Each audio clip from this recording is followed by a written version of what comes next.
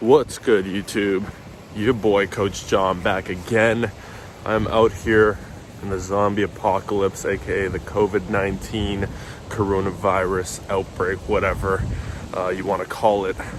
Going for a walk. Figured I'd share this video with you. It's actually freezing right now. Just going for a nice little walk out here. This area right near my house. These are my buildings up there. And I want to tell you about three mistakes that I made in my fitness journey that applies to pretty much anything else, not just fitness. That if I hadn't made these mistakes, I would be a lot further than I am now in terms of that journey, but also in terms of a lot of other things, mental growth, spiritual growth, all those things. So I want to share with you three things while I'm out here. Super dead, super quiet. Figured why not pull out the phone, talk about it right now. I got a zombie back there.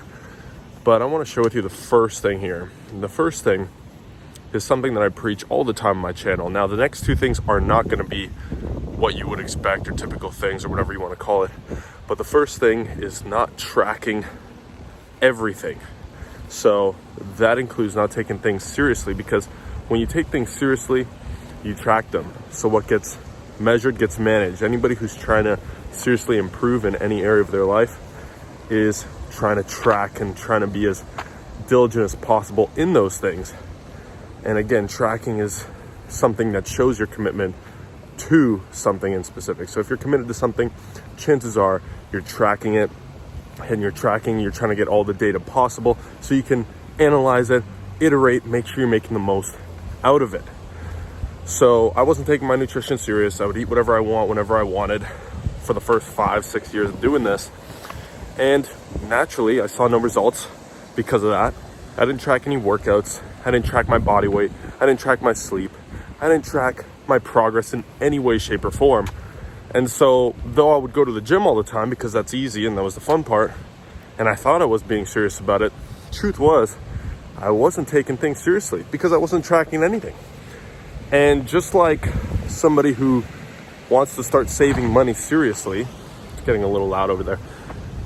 Somebody who wants to save money seriously, whatever it may be in your life, okay? Life isn't all about fitness and building muscle. That's why I'm going to make a slight transition on the channel, or I'm starting to make a slight transition on the channel, because I've put out so much fitness content. In fact, I've put out enough fitness content to get you to whatever goal you desire in terms of fitness, fat loss, muscle gain, whatever it is, already on the channel. But there's so much more to life than fitness, muscle gain, fat loss. But that helps you. That's a catalyst to helping you achieve other things in life, right? So this applies to everything. These three mistakes that I made, fitness, achieving success in fitness and health, all that stuff, is the same as it is in anything else. And so tracking, measuring, that applies to everything. You tell somebody, oh, you want to save money? Do you think it's a good idea to track your expenses? The answer is always yes. It's obviously a good idea. But when it comes to fitness, it's just not common sense for some reason. So tracking things, body weight, calories, nutrition, workouts, all that stuff was one of the biggest mistakes I first started. So like I said, the next two things are not going to be things that I often talk about, whereas tracking and manipulating the data is always something I talk about here on the channel. With that said, the next two things are going to be more so conceptual things that you need to understand. This is practical data that I'm talking about. I want to tell you about conceptual mistakes that I made that once again apply to everything, okay? So again, a lot of people are going to be saying like, oh, I don't want to track, I don't want to take it that serious. And that's totally fine. I'm not saying that you need to track every single thing if you don't want to. I'm just saying that if you don't want to track every single thing, you're just not as committed as you may think, or you accept the fact that you're not that committed. And so you have to accept the fact that the results you'll see are going to be, subpar. They're not going to be as good as they could be. So if you are okay with not tracking and not taking things that seriously, or being that committed at least to gathering the data and understanding the importance of it, then you also must accept and be okay with the fact that you're just not going to see the results, and so you can't complain about that, right? The second thing I want to talk about, first of all, look at it. This is nice to have like a whole kind of a green belt. This actually goes into a forest down there. It's Sunday morning right now, by the way. That also may be why there's nobody around here. It's -2 degrees right now, so my hands are freezing. I'm actually taking little breaks in between each one of these points. But anyways, the second mistake that I made was being too extreme. Now you might be thinking, well, John, you just told us about how you should be tracking everything and how if you don't commit hard enough, this is different. What I mean by being too extreme is, let's say I wanted to put on muscle or I wanted to cut fat. I would go as hard as possible. In other words, I would restrict all of the sugary foods, or I would restrict any sort of junk food, right? This is very common. Most people make this mistake, and I'm no different. I made it too. And being too extreme, you can also say, is synonymous with not seeing the bigger picture.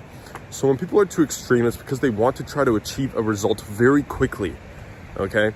Oftentimes, trying to achieve a result very quickly is associated with having a short-term mindset or missing the bigger picture. What's the bigger picture in, again, all endeavors in life, not just fitness? But let's apply it to fitness.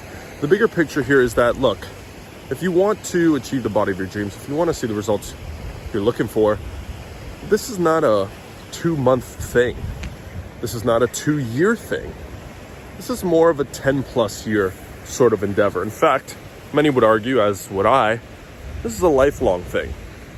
So I used to take it so extreme to the point where I would go out to family dinners, Christmas dinners, whatever, and I would bring Tupperware with me because I could not deviate from my diet, from my program. I could not deviate from it.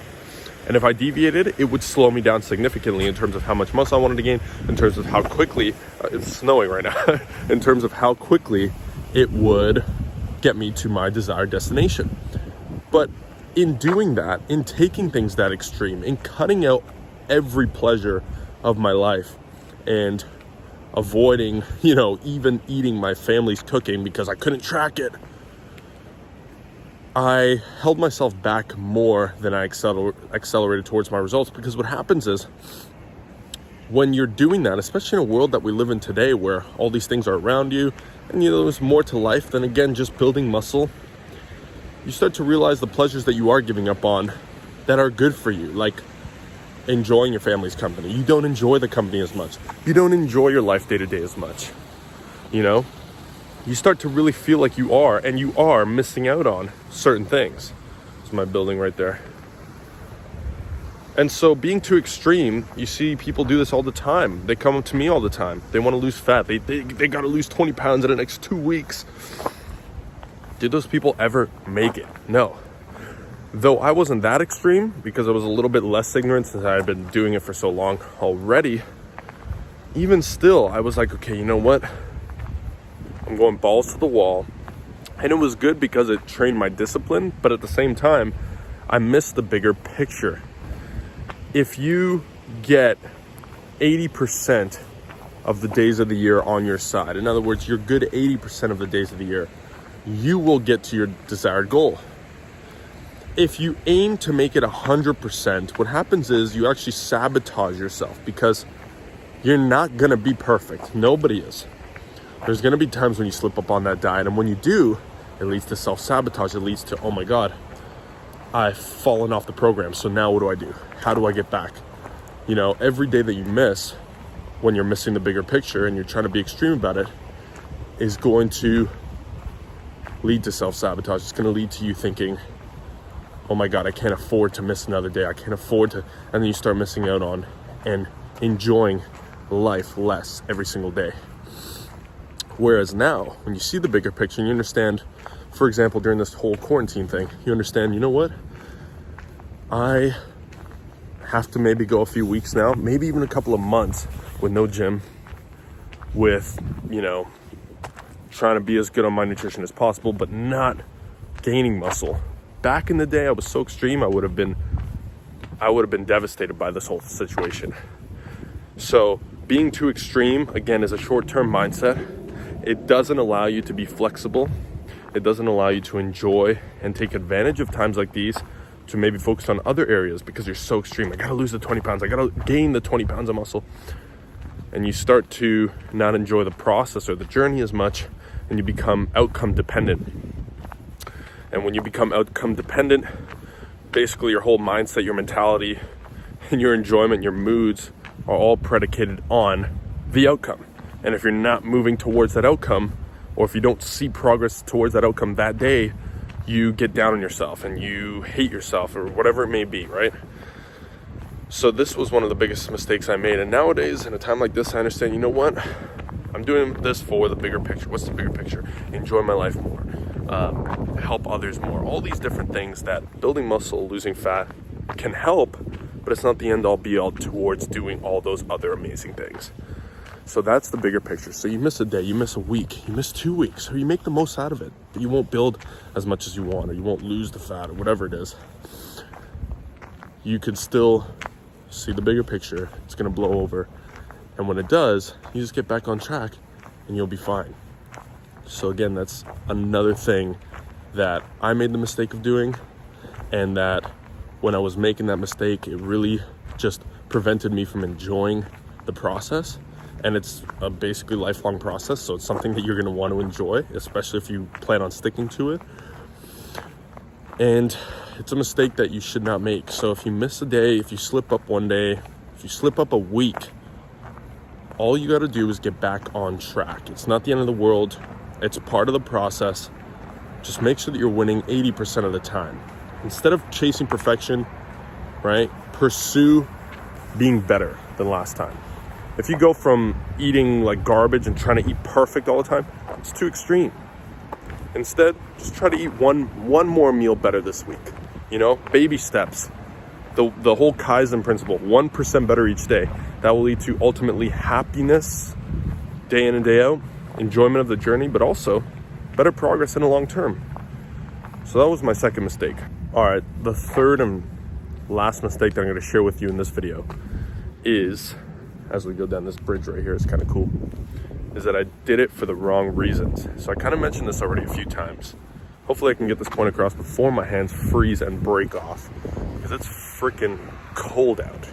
It's fucking cold out. I don't know why I'm trying to censor it, but listen, third mistake I made was I did it for the wrong reasons.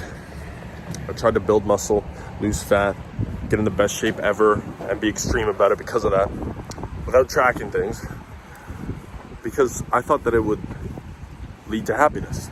Similarly, when people just try to make as much money as possible, and they build a business and they build whatever it is, their lifestyle, around a broken foundation, a broken principle or value, that when they get to their desired result, then things will get better. Then they'll be happy. Then they'll accept themselves. Then they'll be proud of themselves. Then they'll be comfortable in their own skin. This is the wrong way to look at it. And so what happened was, after even a few years of working out, I was still dealing with massive anxiety. I still had depression at times. It was bad because instead of seeing it as, again, the journey and understanding that this is a long-term game, and the struggle in this is what's beautiful. The struggle is what, you know, when you push through, makes you more secure, more confident, more proud of yourself, builds the character instead of the actual muscles gain.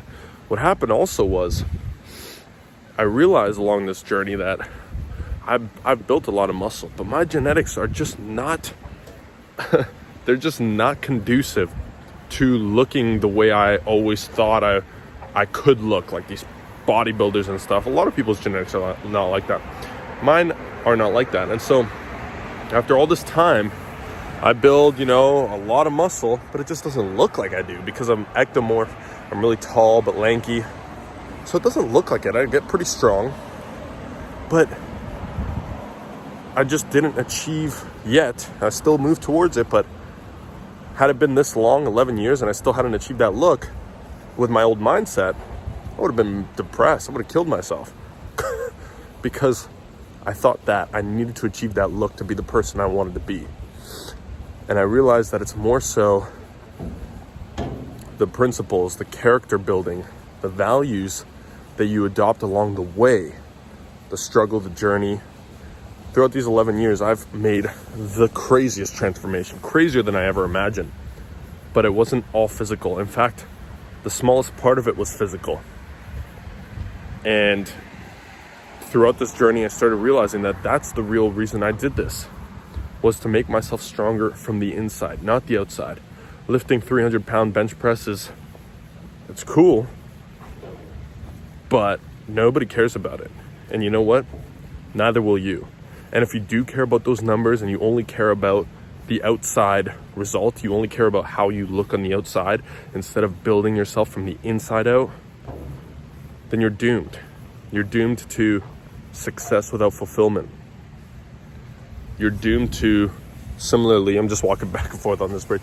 You're doomed to, similarly, somebody who builds a business over 10 years that get all the money they could ever want and they're unhappy. Then you're in a bad position. So do not do this whole fitness thing for others.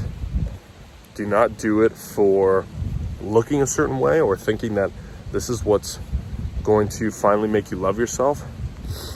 It's the journey throughout it. It's finding the why, the reason why you're doing this deep down. The real reason why you want to do this has to go beyond physical, has to go beyond material. You know, my reason for doing this is to help others, right? To help others by helping myself first, to be the strongest person I can be so I can lead people, my family, my friends, everybody I come in contact with to a degree to be healthier. Because if I become healthier, I make those around me healthier. And if those around me become healthier, they make those around them healthier. And it just leads to a ripple effect that I believe can benefit the world positively at a massive scale beyond even my imagination, right? Or anyone's imagination. So that's the reason I do it now. And it becomes that much more enjoyable, and it becomes less about building muscle and looking X way, or, oh, you know, like, this is how I get the girls. Because that's not how you get the girls, right? I remember when I started taking things extreme, being too serious about it, I was starting to get less girls than when I didn't do this. Because now I thought girls were a distraction, they were getting in the way, that type of stuff, right? It's backwards logic. So when you find your reason why, it has to be something beneath the surface. It has to be beyond, I want to look good to get attention. It has to be something that's more internal motivation instead of external, right? Instead of building a business for money, it's those who build a business that change the world, to improve the lives of people, to improve the world. Amazon, Walmart,